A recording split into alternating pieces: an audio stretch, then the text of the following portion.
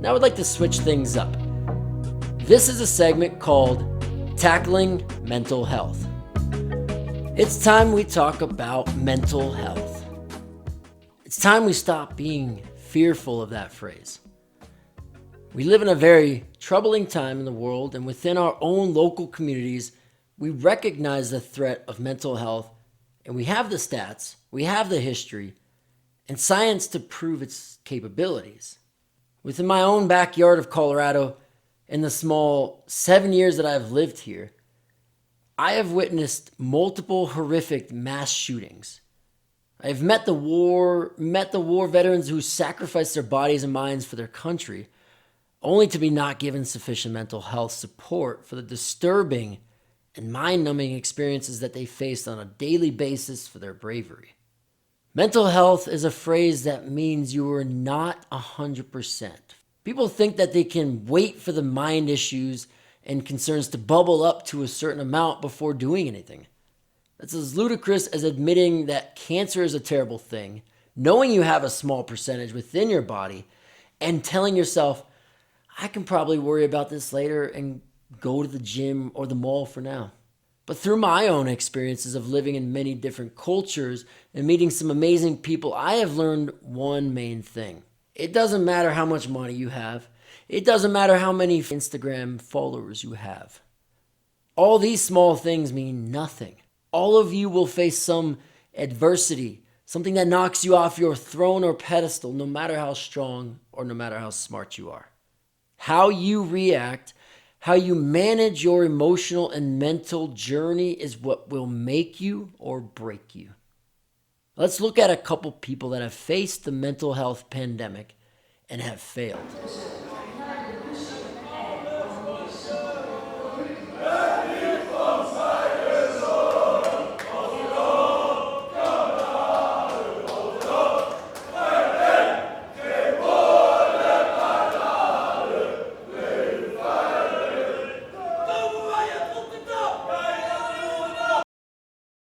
Recently, I have mourned with the soccer community 2 players that were legends of themselves, but could not handle the mental and emotional part of their career and lives. Let's now learn and soak up some knowledge from the ones that have decided that their mind is something they needed to control and do regular health checkups for. Looking back, Robin Williams was one of my favorite actors growing up, and who is someone who struggled with mental health on a common but extremely sad level. One of his greatest movies was Patch Adams, where he posed as a doctor in order to treat patients, for which he famously argued the reasoning here. A doctor's mission should be not just to prevent death, but also to improve the quality of life. That's why you treat a disease, you win, you lose. You treat a person, I guarantee you'll win. The irony is that his desire to help so many people in the movie was an exact depiction of his own personality, of being a very giving and supportive person.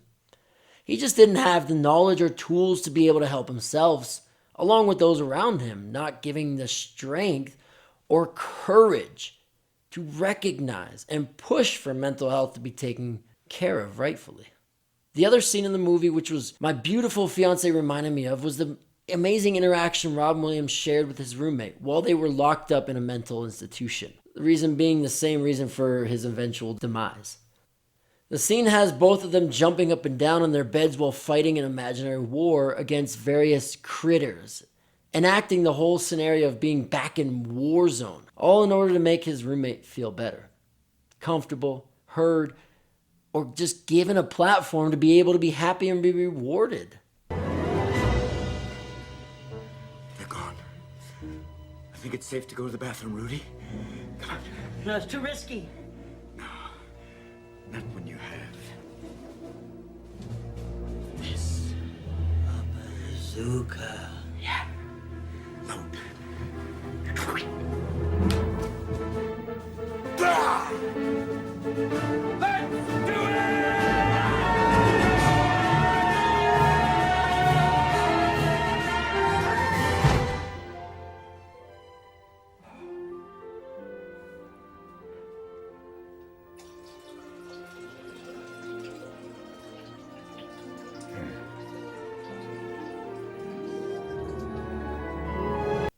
you watch this video and you think that mental health is still not as big of a deal, I want you to imagine one scenario that we all know very well, and I will tell you one time of many when this happened to myself.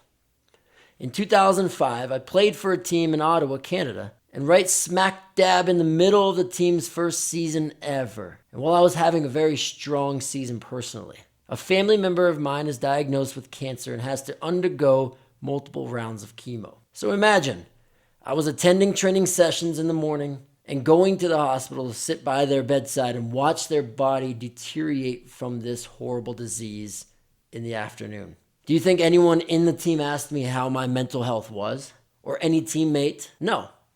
I got a couple cards, I got a couple texts. No one really knows how to help someone through something like that, and I get that. And this is an extreme situation. However, this is one of many situations and scenarios that come up in life that can affect sports in a different way than you may think. How you maintain your mind during those times is something that will carry you forward or keep you down. And this brings me to my current situation between understanding what sports brings to you and just being in sports for the hell of it. The lack of honing in on the possibilities that kicking a ball can give to a person is something that continues to drive me to connect with young athletes with knowledge on their brain power and resilience. I mean, really think about it. Learning to kick the soccer ball and be on a field teaches you more than you will ever need. You can gain a college scholarship from kicking the ball. You are guaranteed to get more attention on your resume from corporations, since being a higher competitive athlete is seen as one of the biggest signs of commitment, teamwork, and work ethic. I have a friend, Radhe, who is on Instagram just doing fancy ball work in the streets of London.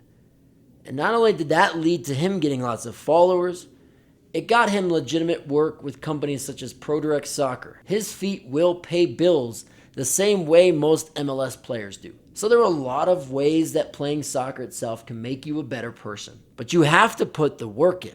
You have to make yourself the best you can possibly be. And that might just be the best in your neighborhood. That might just be the best in your city or your region. But what if somehow by improving every single day, it made you the best player in your country? So go reach high for your most outrageous dreams and take risks. Because someone once said, take risks. If you win, you will be happy. If you lose, you will be wise. And of course, Michael Scott said it best. You miss 100% of the shots you don't take. Wayne Gretzky by Michael Scott.